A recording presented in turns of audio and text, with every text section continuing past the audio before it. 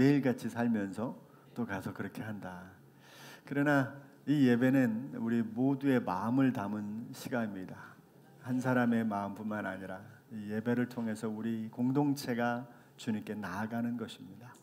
그래서 이 공동체가 나가는 예배는 개인이 고백하고 살아가는 삶보다 조금 더 뭐랄까요? 어떤 규칙과 또 일정한 규모가 만들어지기 마련이지요. 그 속에서 우리가 한 사람 한 사람이 다 우리 한 공동체의 일원이 돼서 주님께 나아오는 것입니다. 우리 각자의 삶에는 지난 한 주간에 정말 개인적으로 어려움도 겪고 또 즐거운 일도 있었을 것이고 기쁨에 찬 그런 소식들도 있었을 겁니다. 그러나 이것이 다 예배 안에서 함께 녹여져서 우리의 공동체가 한꺼번에 주님께로 나아가는 것이지요. 그래서 찬양대도 아름답고 또 우리 공기도도 아름답고 또 우리가 함께 예배하고 봉사하고 섬기는 모든 것들이 의미가 있는 거죠. 이런 하나의 모습이 우리 주님이 전체를 기뻐 받으시고 또 여러분들의 예배도 여기 와서 뭔가 한 행동, 한 몸짓, 한 소리로 기도하는 것 때문만이 아니라 오늘 예배를 위해서 여러분의 집에서 출발하고 또 옷을 입고 또 이곳까지 와서 또 함께 예배하고 돌아가고 하는 이 모든 것이 다 그런 하나님 앞에 예배가 되고 영광이 되는 것이지요. 그런 마음으로 오늘도 마음을 푹 놓으시고 하나님 앞에 우리들의 마음을 드리고 또 서로를 귀하게 세워주고 복된 예배로 영광 돌리는 시간이 되었으면 좋겠습니다. 오늘 우리가 읽은 이 본문의 말씀은 우리가 장장 3년에 걸쳐서 달려온 사도행전의 제일 마지막 구절 28장 30절 31절입니다. 이 두 절을 가지고 로마의 2년 사역이라고 하는 사도 바울의 로마의 2년 사역이라는 제목을 가지고 함께 말씀을 나누겠습니다. 지난주에 우리가 살펴본 대로 바울은 로마에 도착해서 불과 사흘이 안 돼서 로마에 있는 유대 지도자들과 만남을 가졌습니다. 그들에게 할 말도 있었고 또 나눠야 될 얘기들도 있었습니다. 그런 속에서 바울은 그들에게 복음을 전했습니다. 그런데 결론은 믿는 사람들도 있었지만 믿지 않는 사람들도 있었습니다. 그리고 그들이 막 서로 깊이 토론하고 서로 막 싸우는 지경까지 이르는 거죠. 사실은 사도 바울의 집에서 모인 그 복음 전하는 시간 속에서 뉘앙스를 보면 다투면서 그 모임이 해체가 되는 상황이 된 겁니다. 여러분 생각해 보세요. 복음을 전할 기회를 얻었고 어떻게 거기를 오게 됐습니까? 바울의 입장에서는 진짜 죽을 똥살똥하면서 거기까지 온 거잖아요. 그런데 막상 와가지고 그 꿈에 부풀어서 복음을 전하고 있는데 그 복음을 전하는 사람들이 믿는 사람도 있지만 안 믿는 사람도 있을 뿐만 아니라 그 토론이 워낙 신중하다 보니까 서로 다투고 서로 헤어지면서 집으로 돌아가는 그 환경을 바라보면서 바울의 심정이 어떻겠습니까? 그래서 바울은 그 상황에 대해서 이사야의 말씀을 끄집어 올립니다. 그러면서 이 상황은 이미 하나님께서 정의하신 대로 하나님이 말씀하신 대로 이미 너희들은 그 말씀을 믿지 않게 되어 있었다. 그렇게 아예 선언을 하고 있는 겁니다. 이렇게 선언하는 바울의 심정은 어땠을까요? 그들의 불신앙을 꼬집고 그렇게 해서는 안 된다는 마음을 표현했지만 그럼에도 불구하고 그것은 바울에게도 마음이 상당히 불편했던 그런 마음이었을 겁니다. 유대인들의 불신앙은 이미 예언된 것이다. 하나님께서 그 사실을 이미 알고 계셨고 그로 인해서 결국 너희들이 거부한 이 복음은 이방인들에게 전달되게 될 것이야. 그러면서 바울은 로마 전체의 복음이 들어갈 것에 대한 암시도 했는지 모르겠습니다. 자, 오늘은 그 이후에 이제 바울이 약 2년간의 사역을 통해서 이 로마에서 벌어진 여러 가지 환경을 가지고 하나님의 은혜를 좀 나눠보려고 합니다. 이때가 기원 후 61년경쯤 그렇게 추정을 합니다. 왜냐하면 바울이 죽은 때가 로마의 대화재가 있었던 기원 후 64년경쯤에 로마의 대화재가 있었는데 그 화재가 끝난 이후에 바울이 죽은 것으로 되어 있거든요. 그러니까 바로 바울이 죽기 얼마 전에 있었던, 몇 년 전에 있었던 그런 마지막 로마 사역이라고 볼 수가 있다고 생각이 돼요. 이 과정을 통해서 바울이 어떻게 그 남은 사역을, 이제 성경에 더 이상 기록하지 않고 있지만 어떻게 사역했을까? 물론 그 흔적이 있습니다. 디모데 후서도 이때 썼을 거라고 생각하고, 또 바울의 옥중서신 빌립보서, 골로새서, 이런 서신도 그때 기록한 것이라고 추정을 합니다. 그러니까 거기서도 약간 바울이 어떻게 했을 것이라는 흔적은 볼 수 있지만 로마 안에서 바울이 어떻게 움직였다라고 하는 것은 이 두 구절이 이제 마지막인 거죠. 오늘 이것을 통해서 우리가 잠시 은혜를 나누려고 합니다. 첫 번째 우리가 생각해 볼 것은 복음에 대한 반반의 세상이다. 제가 그렇게 정해봤어요.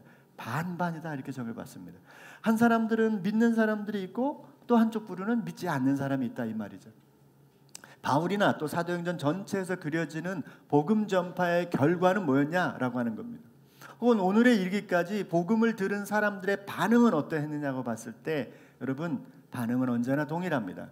한 부류는 믿고 주님 앞에 돌아오지만 한 부류는 여전히 불신하고 돌아오지 않습니다. 그죠? 이 두 가지 모습으로 구분되게 됩니다.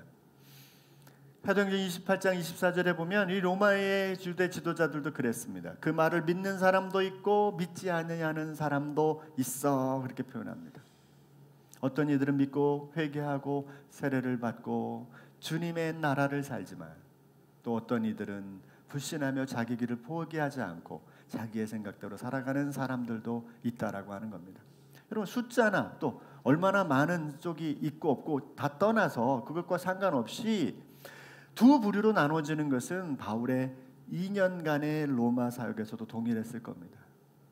누군가는 불신하고 따라가지 않고 누군가는 믿음을 갖고 주님을 따라가는 일들이 계속해서 반복되었을 겁니다. 그죠? 이것은 바울의 시대뿐만이 아닙니다. 모든 신앙인들이 알아야 될 마음인 거죠. 사실 우리는 복음을 전하면 다 믿고 따라올 거라고 생각하지만 오늘날 같은 경우는 더 어렵습니다. 지금은 복음을 전하는 시대가 아니라고 저는 생각합니다. 그럼에도 불구하고 전해야 되겠지만 이제 교회를 모르는 사람이 있을까? 대부분 압니다. 그러나 진짜 진리를 그들이 알아야 되는데 그건 말로만 전파할 문제가 아니고 더 디테일한 우리들의 삶에서 그들에게 보여주어야 될 내용인 거죠. 그런데 우리는 이 증거해야 되는 이 자리에 있어서 혹은 오늘날 교회나 이런 입장에 있어서 교회가 계속 쇠퇴하고 또 요즘같이 이렇게 어려움을 겪으면 많이 실망하는 경우가 많이 있습니다. 국민일보에서 이 통계를 내서 보니까 10명 중에 8명은 일단 교회를 싫어합니다. 교회를 싫어한다는 건 뭐예요? 교회 다니는 사람도 그렇게 편하게 생각하지 않고 있는 그런 세대를 저와 여러분들이 살고 있는 거예요. 사실 최근 저희가 한국에 복음이 들어온 이후 그리고 부흥기를 지나면서 최근에 일어나는 현상은 교회가 세상으로부터 가장 어려움에 처해져 있는 상황이다로 저는 생각합니다. 왜냐하면 10명 중에 2명만 그래도 마음을 품고 신앙을 갖고 나머지는 다 거부하고 있는 시대를 살고 있는 거죠. 바로 그런 시대에 저와 여러분들이 이곳에 나와 있는 거예요. 제가 볼 땐 여기 나와 있는 것도 기적인 거죠. IMF를 지나면서 우리 교회에서도 몇 분이 떨어지기도 했지 않습니까? 그런 환경이 우리에게도 있는 거예요. 그러나 그럼에도 불구하고 바울의 이 모습에서 우리는 그가 여전히 실망하지 않고 있다라고 하는 것을 느끼게 됩니다.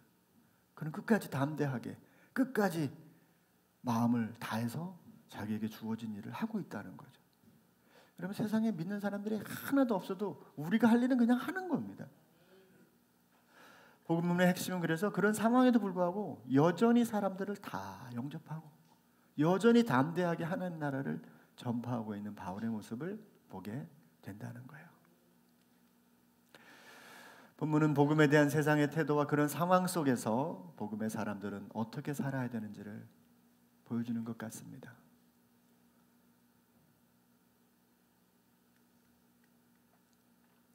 30절 한번 그래서 이번 말씀을 생각하면서 한번 읽어볼까요? 시작. 바울이 온 이태를 자기 새 집에 유하며 자기에게 오는 사람을 다 영접. 온 이태 2년간을 그렇게 했다는 거잖아요. 2년간을 그렇게 살았고 31절 시작. 담대히 하나님 나라를 전파하며 주 예수 그리스도께 관한 것을 가르치되 그 많은 사람이 없었더라. 그러니까 우리가 할 수 있는 건 사람의 마음을 바꿀 수도 없습니다. 그 사람을 믿게 할 수 있는 힘이 우리에게 없어요. 우리는 그냥 전파하는 겁니다. 어떻게 하느냐? 담대하게 하는 거죠. 이 부분에 대해서는 잠시 뒤에 생각해 보려고 합니다. 두 번째는 여전히 그래서 담대하게 우리가 우리의 길을 걸어가야 된다라고 하는 말씀을 바울을 통해서 배우게 됩니다. 누가가 바라본 바울의 사역은 이 2년간의 사역을 세 가지로 저는 구분해 봤습니다. 첫째는 재판이 일단 미궁으로 빠져들었다는 것을 느끼게 합니다. 왜? 재판의 이야기가 더 이상 언급되어 있지 않아요. 왜 재판이 미궁에 빠져들었을까 하면 간단합니다. 고발자들이 로마에 당도하지 않았다는 것이 대부분의 학자들의 추측입니다. 왜냐하면 고발자들이 와가지고 계속 이것을 상소하고 이 바울을 죽여야 됩니다. 죽일 짓을 했습니다. 이렇게 좀 해야 고발이 돼서 재판이 이루어지는데 이 유대에 있는 지도자들 중에 누구도 로마에 왔다는 이 소식이 없는 겁니다. 특별히 이 사내들인 공회에서 파견을 하지 않은 거죠. 근데 그 이유 중에 한 가지, 두 가지를 제가 추측을 해보고 또 실제로 학자들의 주장들이 있는데요. 첫째는 뭐냐면 그 당시 로마의 법 중에 이 고소 고발을 한 상태에서 만약에 이게 헛된 고발이 되었다, 만약에 무혐의 처분이 됐다 그러면 이 고발한 사람에 대해서 법이 아주 굉장히 냉혹하게 돼야 한다는 거예요. 그러니까 만약에 패소하면 아주 엄격하게 대하기 때문에 까딱 잘못했다간 자기들이 로마 사람을 고발했다는 이유 때문에 오히려 덤탱이를 쓸 수 있다는 거죠.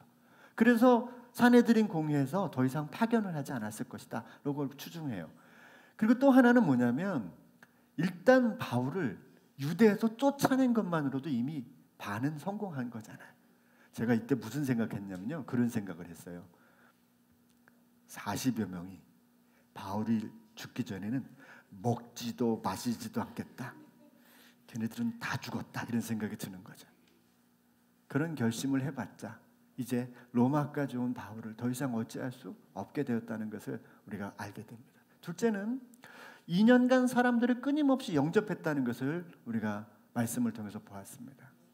여러분, 새 집은 나라에서 주었을 것이다 라는 설과, 그러니까 바울이 거처할 곳을 나라에서 마련해 줬다라고 하는 설이 있고요. 또 하나는 바울이 자비량으로 일을 해가면서 그 새 집을 얻었다는 설이 있습니다. 이 두 가지예요. 도대체 바울의 새 집은 누가 얻어 주었나? 그게 이제 신학자들은 고민했지 않겠습니까? 그런데 더 이 정황상 나라에서 죄인에게 2년간을 살 수 있는 집을 주거나 그러지는 않는다는 거죠.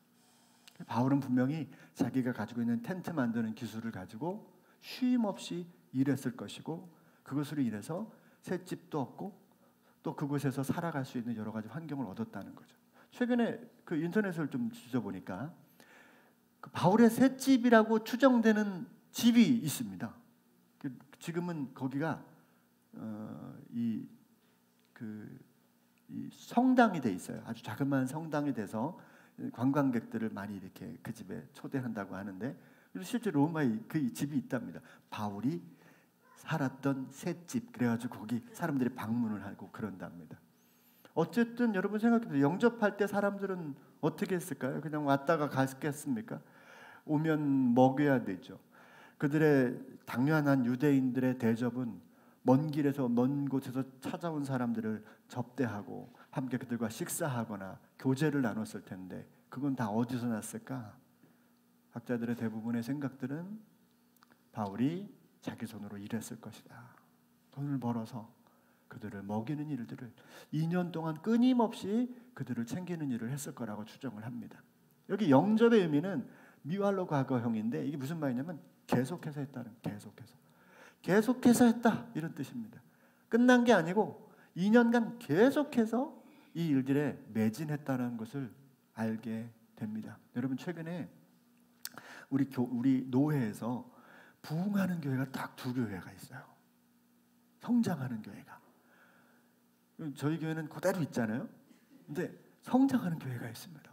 이 교회는 많이 성장을 합니다. 제가 그 교회를 보면서 마치 우리가 초기에 우리 교회가 쭉쭉쭉 성장했던 그때가 생각이 납니다. 근데 그 교회가 무슨 일을 하냐면 먹이는 일을 해요. 먹인다는 게 좀 이상하다. 대접하는 일을 합니다. 그래서 사람들이 교회 오기 전에 이미 그분들을 VIP로 대접을 시작합니다. 그래서 교회 오기 전에 이 집 저 집에서 초대해서 밥을 맛있게 먹입니다. 근데 밥을 먹이는데 대충 먹이는 게 아니에요. 가면 이렇게 아름다운 꽃꽂이를 상에다가 해놓고 마치 진짜 VIP를 모시듯이 정성으로 대접합니다. 그리고 그들과 대화를 나누는데 이 교인들은 한마디도 안 합니다. 듣기만 합니다. 어떻게 살아왔는지. 근데 여러분, 이 사람이 그냥 갔다가 교회 가서 그냥 교회라는 건 알고 있는데 가서 맛있는 밥 먹으면 일단 마음이 쫙 열리잖아요. 근데 밥을 보니까 그냥 밥이 아니야. 정성으로 준비한 밥이에요. 근데 밥 먹고 나서 또 귀를 이만큼 열고 있네. 자기 얘기 듣고 잘난 체 듣고 돌아가는 게 아니라 계속해서 듣기만 하는 것. 근데 자기들의 삶을 다 얘기합니다. 마음이 다 열려요. 그리고 이제 어느 정도 시간이 지나면 교회로 초대를 합니다. 이미 마음이 다 열린 상태에서 교회 오니까 오늘날 등록해서 오늘날 그 교회 등록하는 날 회심이 다 이루어집니다. 엄청난 성장이 이루어져요. 근데 우리 무지개교회가 초기에 엄청 매겼습니다. 오시는 분들 주일날 금요일날 예배 끝나면 집에 가는 법이 없었습니다. 무조건 어디 값어요. 그래서 계속 먹었습니다. 근데 그때 교회가 부흥을 많이 했어요. 네? 이 교회 우리 계신 분 중에 여기 계신 분 중에 우리 교회 밥이 맛있어서 등록하신 분도 있습니다. 여러분, 생각해 보면 우리가 밥을 얘기하는 게 아니라 영접이라는 마음이 그렇게 중요한 겁니다. 우리는 만남 속에서도 영접하지 않습니다. 듣지 않습니다. 내 말을 하는 거에 더 초점이 있고 다른 사람의 생각과 생각을 평가하는 거에 초점이 있어요. 영접이란 말은 밥만 먹였다는 얘기가 아닌 거죠. 다 듣고 사람들을 다 받아들였다 이 말 아니겠습니까? 얼마나 많은 재정적인 것들이 그 개인적으로 들었겠어요.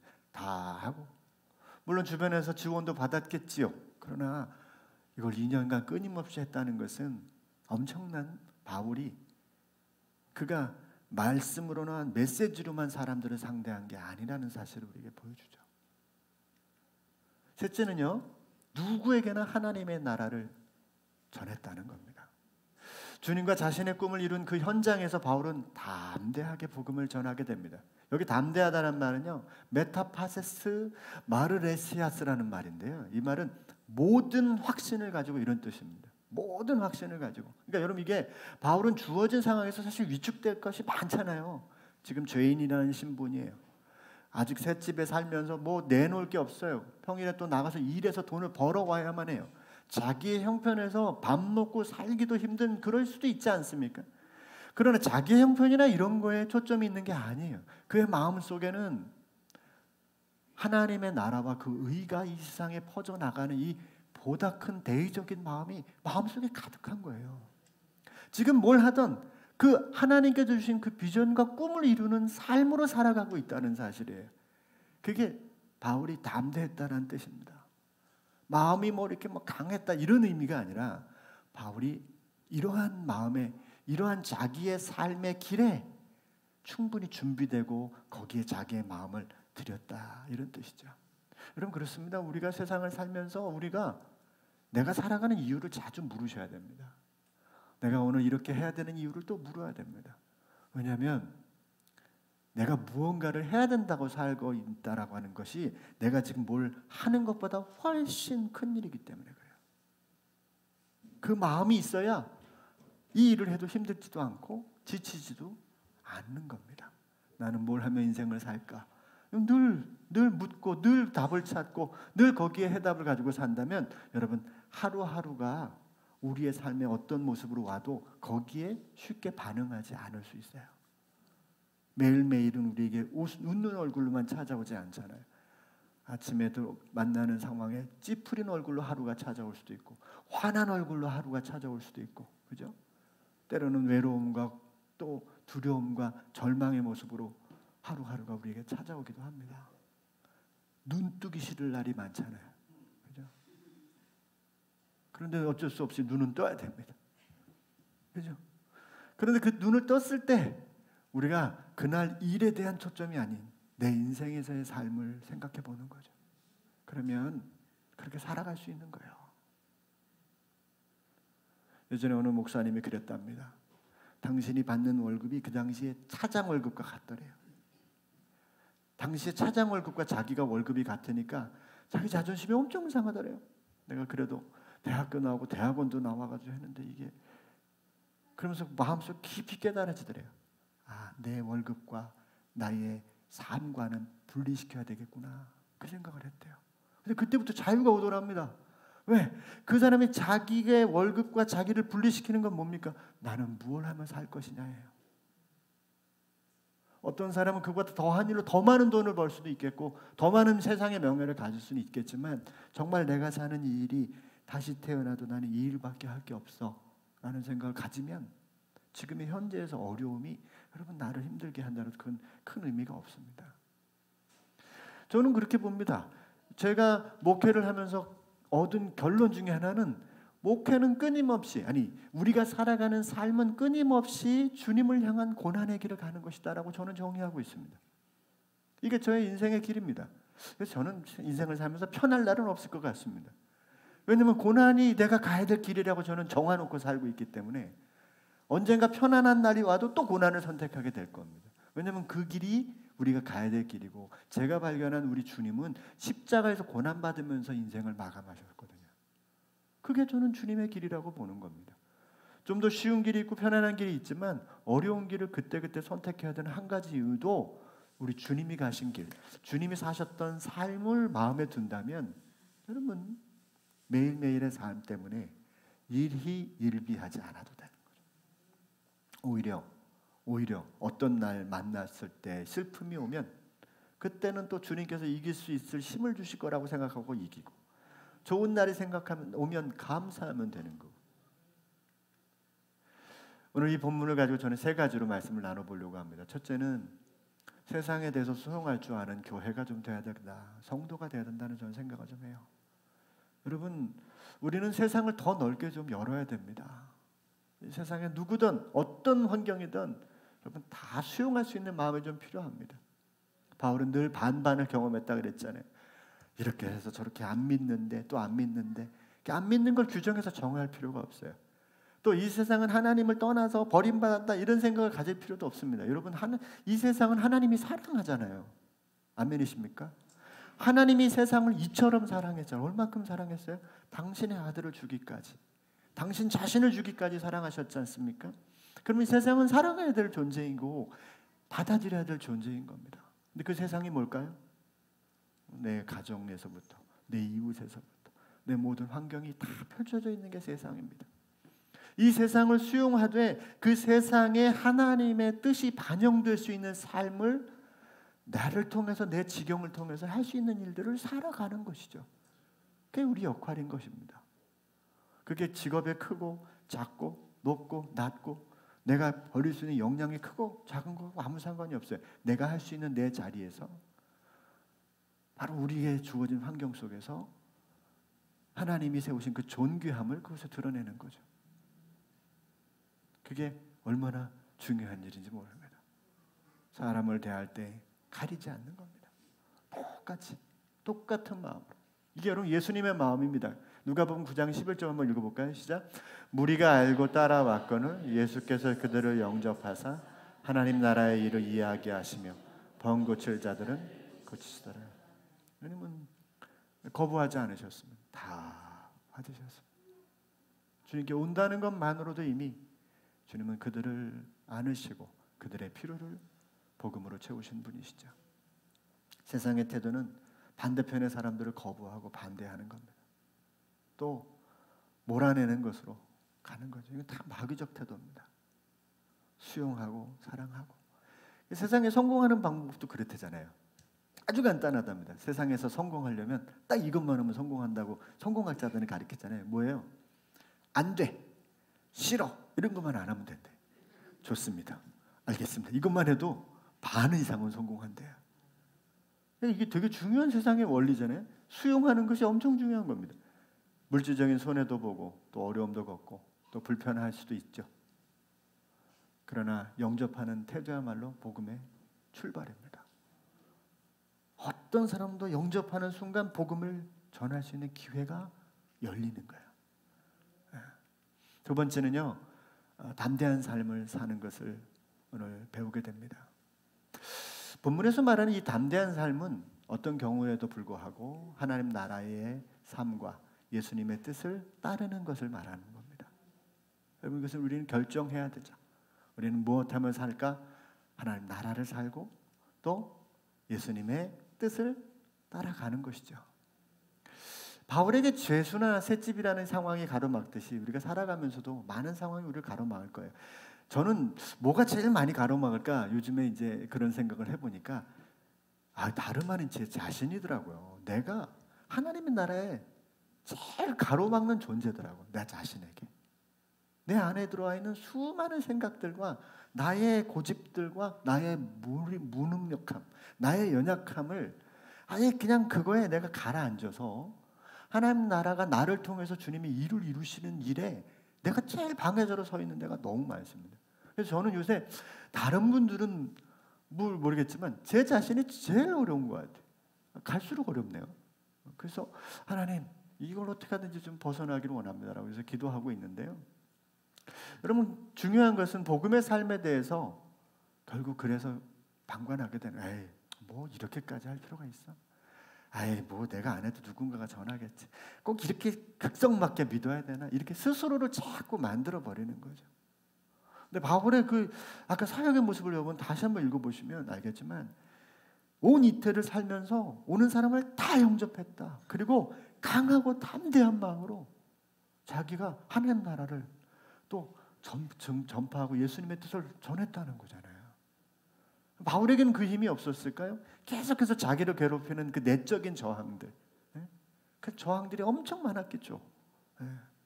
그 저항들이 계속해서 자기를 이렇게 침노에 들어오는 것을 막는 거, 그것을 막는 걸 담대합니다. 이렇게 저는 표현하고 싶습니다. 여러분 보세요. 지금은 우리가 복음을 배우는 때가 아니에요. 또 복음을 입으로 전하는 때가 아닙니다.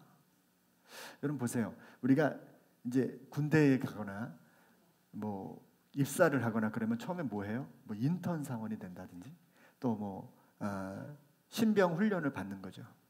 그때는 잘 아는 사람과 모르는 사람이 구분돼요. 그죠? 총 쏘는 법을 아는 사람과 총 쏘지 못하는 신병이 구분되는 거죠. 행군을 할 수 있는 군인과 행군을 할 수 없는 군인이 구분되는 것처럼 자기 업무를 잘 만드는 사람과 잘 못하는 인턴이 구분되는 거죠. 근데 신병을 딱 마치고 자대를 들어가면 2등병이나 병장이나 똑같이 해야 돼요. 군 생활은 똑같이 해야 돼요. 입사를 해서 처음에 인턴을 생활을 마치고 정규 사원이 되면 똑같은 일을 해야 됩니다. 물론 주어진 일은 다 다르겠죠. 그러니까 지금은 우리가 한국 교회가 뭔가 하나님의 말씀을 전하고 이거 뭘 이렇게 이럴 때가 아니라 지금은 어린아이에서부터 노년에 이르기까지 믿음의 사람이라면 그렇게 사는 삶이 지금은 필요해요. 한국 교회는 지금 그걸 해야 됩니다.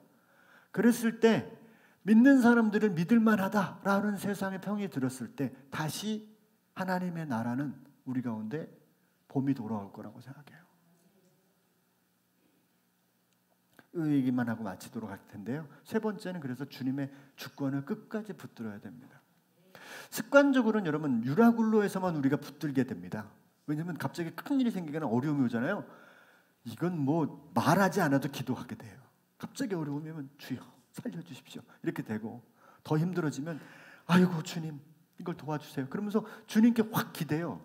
그런데 여러분 일상의 삶이 딱 찾아오면 갑자기 주님이 아니라 내가 돼요. 그때부터는 주님이 없어도 뭔가 잘 풀려갈 것 같은 생각을 하는 거죠. 근데 여러분 그때부터 위기가 시작이 되는 거예요. 사실은 그때부터 위기가 옵니다. 난관에서 오는 게 아니에요. 위기는 제가 볼 땐 평안에서 옵니다. 평안에서 위기가 옵니다. 왜 그러죠? 어려움이 온다는 게 아니에요. 주인이 바뀌는 거예요. 주님에게서 내가 주인이 되기 시작하는 거예요. 유라굴로 때 막 광풍이 불면 살려주세요 이렇게 되는 거죠. 아니 정확히 말하면 살려주세요라고 할 것밖에 없어요. 그때는 다 신앙 안으로 들어가게 돼. 근데 평안해지고 일이 잘 되면 이제 주님은 간데 없고 이제 내 생각으로 모든 거, 내가 뭔가 이룬 것처럼 느껴지잖아요. 그다음부터 내가 주인이 돼버리는 거예요. 그래서 저는 그렇게 생각합니다. 안 될 때 오는 게 아닌 것 같아요. 잘 될 때, 뭐가 좀 풀려갈 때 더 바짝 내려갈 수 있는 마음이 굉장히 중요하다는 생각이 듭니다. 제가 요새 이제 600만 관객이 돌파됐다는 서울의 봄 영화 이제 보고 싶습니다. 아직 못 봤는데, 근데 이제 그 관련된 영상들이 좀 있어서 쭉 봤어요. 근데 여러분 보니까 진짜 서울의 봄이 아직 안 온 것 같은 느낌인 거잖아요. 그 당시에 그 영화를 보면 그렇지 않습니까? 그 당시에 사람들의 입장에서는. 근데 그 당시 입장에서 사람들이 뭐 이한열 열사나 박종철 열사들이 죽어가면서 민주주의를 한국 땅에 1989년 6.29 선언을 만들어냈지 않습니까? 그렇지 않습니까? 그 어마어마한 죽음과 희생들, 광주의 여러 가지 희생들 통해서 결국은 이걸 만드는 세상이잖아요. 그런데 그런 절박한 순간에 목숨을 걸면서 민주주의를 만들어가는 때에 민주주의가 쓰는 것 같은데 막상 편안한 때가 오면 사람들은 자기 권력을 가져가게 됩니다. 자기 권력을 붙들게 됩니다. 자기 권력에 욕심을 가지게 됩니다. 민주주의가 더 이상 안 나가는 거예요. 그 전까지는 그 어려움 때는 함께 목숨을 걸고 민주주의를 만들고자 목숨을 거는데 어떤 순간이 딱 돼서 평안한 때가 되면 내가 대통령 돼야 되겠다 생각하고 다 깨버리는 거예요. 민주주의가 갑자기 20, 30년 뒤로 다 쳐져버리는 거죠. 우리가 살아가는 세상은 똑같은 것 같아요. 우리가 이 땅을 살면서 현재 지금 주어진 환경이 어떻든 하나님 나라의 봄이 우리에게 도래하기 위해서는 어려운 일이 생겨서가 아닙니다. 지금의 일상의 삶에 주님이 주인됨을 철저하게 마음속에 두고 살기를 시작하는 것에서 봄이 오는 것 같습니다. 우리 가정도 그렇고 우리의 기업도 그렇고 우리 모든 곳에 봄은 언제나 주님이 주권자가 되시는 순간, 그것이 되든 안 되든 상관없습니다. 그분이 주인이 되는 순간 찾아온다는 걸 기억하고 살아갔으면 좋겠습니다. 기도하겠습니다. 하나님 감사합니다. 어려운 시기를 살며 우리가 그럼에도 불구하고 바울이 온 이태 동안 자기에게 오는 사람을 다 영접하고 하나님 나라를 전파할 뿐 아니라 주 예수 그리스도에 관한 모든 것을 담대하게 거침없이 가르쳤다라고 말씀했습니다. 그것은 어쩌면 유라굴로와는 전혀 다른 곳이었고 이제 그의 삶에 평안이 깃들 때였을 것인데 그는 이 담대함을 멈추지 않았고 하나님의 주권됨을 포기하지 않았음을 보았습니다. 주님, 오늘 우리가 어디에 있든지 주님의 주권되심을 인정하고 살 수 있도록 우리의 마음을 늘 주님을 향하게 하시고 현재의 삶이 아니라 현재에 처한 어떤 곳이라도 주님의 주인 삼은 그 삶을 통하여 하나님의 나라의 봄을 늘 맞이할 수 있는 우리 교회와 우리의 성도들과 우리들의 모든 가정과 또 우리들의 경영들이 될 수 있도록 인도해 주시옵소서. 예수님의 이름으로 기도드렸습니다. 아멘.